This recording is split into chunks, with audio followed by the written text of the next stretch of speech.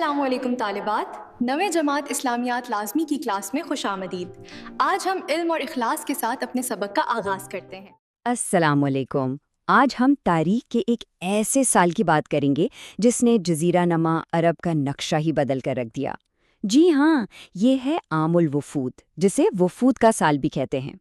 ایک ایسا سال جس نے سفارتکاری اور اتحاد کو بالکل نئے معنی دے دیے۔ لیکن اس سے پہلے کہ ہم آگے بڑھیں، ایک سوال پر رک کر سوچتے ہیں، آخر ایک قوم متحد ہوتی کیسے ہے؟ کیا ہمیشہ تلوار کے زور پر ہی ملک بنتے ہیں؟ یا کیا بات چیت اور ایک دوسرے کو سمجھنے سے بھی بکھرے ہوئے لوگ ایک ہو سکتے ہیں؟ یہی سوال دراصل آج کی ہماری ساری گفتگو کا مرکز ہے۔ تو یہ عام الوفود ہے کیا چیز؟ سیدھی سی بات ہے، عربی میں اس کا مطلب ہے وفود کا سال۔ یہ اسلامی کیلنڈر کا 9واں سال تھا۔ لیکن اہم بات یہ ہے کہ یہ وہ وقت تھا جب عرب کے کونے کونے سے، ہر قبیلے سے لوگ وفد بنا کر مدینہ آ رہے تھے، اور بس یہی بات اس سال کو تاریخ میں ہمیشہ کے لیے خاص بنا دیتی ہے۔ تو چلیے اس اہم سال کی کہانی شروع کرتے ہیں، دیکھتے ہیں کہ آخر وہ کون سا ایک واقعہ تھا جس نے سب کچھ بدل کر رکھ دیا۔ دیکھیں، 8ویں ہجری سے پہلے کا عرب کیسا تھا؟ ایک بکھری ہوئی سرزمین، ہر طرف قبائلی جھگڑے، ہر کوئی اپنی برتری کی جنگ لڑ رہا تھا۔ پھر آیا 8واں ہجری اور تاریخ نے ایک فیصلہ کن موڑ لیا۔ وہ تھا مکہ کا پرامن فتح۔ بس اس ایک واقعے نے طاقت کا سارا کھیل ہی بدل دیا اور ایک نئے دور کا دروازہ کھول دیا، 9ویں ہجری کا دور، یعنی عام الوفود کا سال۔ تو ہوا یہ کہ مکہ، جو صدیوں سے عرب کی سیاست اور روح کا مرکز تھا، اس کی وہ حیثیت اب نہیں رہی تھی، اور اس کی جگہ ایک نیا مرکز ابھر کر سامنے آیا، مدینہ۔ اور یہ صرف شہر کی تبدیلی نہیں تھی، نہیں، یہ ایک پوری سوچ، ایک نئے نظام کی تبدیلی کی علامت تھی۔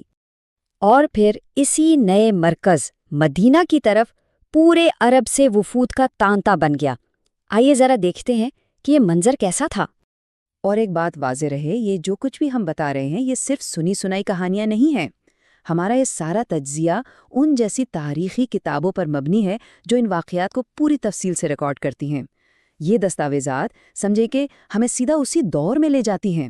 ذرا تصور تو کیجئے، مدینہ کی گلیاں ہیں اور ہر طرف سے لوگ آ رہے ہیں، درجنوں وفود، ہر ایک کی اپنی الگ ثقافت، اپنی زبان، اپنی روایتیں اور اپنے اپنے سوالات۔ یہ تاریخ میں ایک بالکل انوکھی صورتحال تھی۔ اچھا، اس پورے منظر کو سمجھنے کے لیے ایک مثال دیکھتے ہیں۔ بات کرتے ہیں بنو تمیم قبیلے کی۔ یہ اپنے غرور اور طاقت کے لیے بہت مشہور تھے۔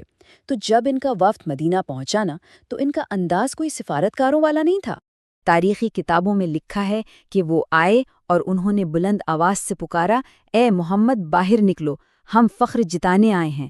یہ کوئی گزارش نہیں تھی، یہ سیدھا سیدھا ایک چیلنج تھا۔ اور یہاں ایک بہت ہی دلچسپ بات ہے، ان کا مقابلہ کرنے کا طریقہ تلوار سے نہیں تھا، بلکہ الفاظ سے تھا۔ انہوں نے اپنے سب سے بہترین شاعر اور سب سے بہترین خطیب کو آگے کیا۔ کیوں؟ کیونکہ ان کی تہذیب میں اصل طاقت اور عزت شاعری اور خطابت ہی میں تھی۔ لیکن پھر کہانی نے ایک بالکل غیر متوقع موڑ لیا۔ ان کے چیلنج کا جواب طاقت سے نہیں بلکہ انہی کے انداز میں دیا گیا۔ ان کے شاعر کے مقابلے میں ایک مسلمان شاعر آیا اور ان کے خطیب کے مقابلے میں ایک مسلمان خطیب۔ اور آخر میں جس چیز نے بنو تمیم کا دل جیتا، وہ شاعری نہیں بلکہ وہ صبر، وہ احترام اور وہ اعلیٰ کردار تھا جو انہوں نے دیکھا، اور اسی سے متاثر ہو کر انہوں نے اسلام قبول کر لیا۔ تو بنو تمیم کی یہ کہانی ہمیں ایک خاص طریقہ کار کی طرف اشارہ کرتی ہے۔ آخر مدینہ کا یہ سفارتی انداز تھا کیا؟ آئیے اس کو ذرا گہرائی سے سمجھتے ہیں۔ یہ طریقہ دراصل 4 بہت سادہ مگر انتہائی گہرے اصولوں پر کھڑا تھا۔ پہلا قدم، جو بھی آئے، جیسا بھی آئے، اس کا پورے احترام سے استقبال کرو۔ دوسرا قدم، اس کی بات کو صبر سے سنو، اس کے خدشات کو سمجھو۔ تیسرا، اسے اسلام کے بنیادی اصول سکھاؤ، لیکن منطق اور دلیل کے ساتھ، بغیر کسی زور زبردستی کے۔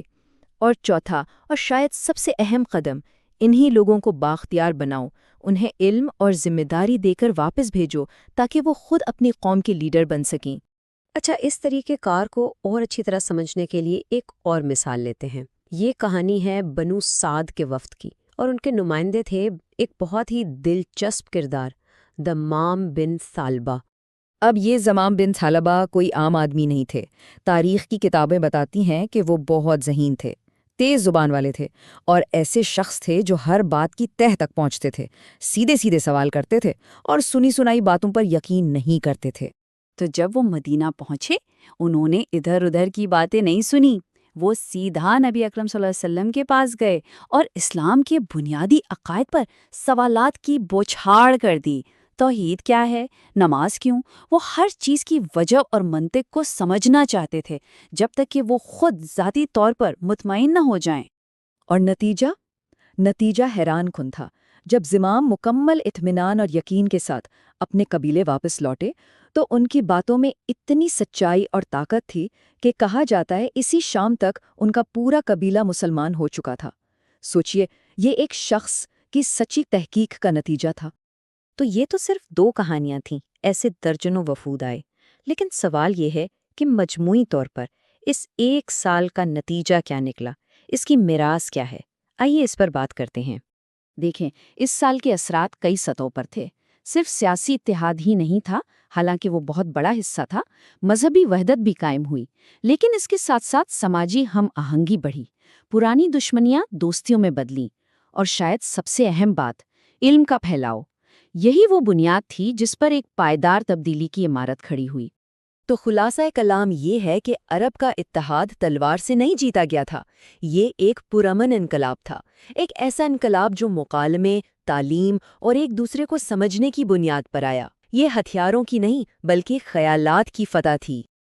اور تعلیم پر یہ زور اس ایک نصیحت سے بالکل واضح ہو جاتا ہے جو ان وفود کو کی جاتی تھیں: واپس جانے میں جلدی مت کرو، یہاں ٹھہرو، سیکھو، اور پھر جو سیکھا ہے وہ جا کر اپنی قوم کو سکھاؤ۔ یعنی اصل طاقت مقامی رہنماؤں کے ہاتھ میں دی جا رہی تھی۔ اور یہ سب کچھ ہمیں آخر میں ایک بڑے سوال پر لا کر کھڑا کر دیتا ہے۔ آج کے دور میں جب دنیا بکھری ہوئی ہے، کیا آج کے رہنما تاریخ کے اس 1 سال سے کچھ سیکھ سکتے ہیں؟ کیا احترام سے سننا، صبر سے جواب دینا اور علم کو پھیلانا آج بھی اتنے ہی طاقتور ہتھیار ہیں جتنے وہ 1400 سال پہلے تھے؟ یہ ایک سوچنے والی بات ہے۔ Join us and register now for online transformation.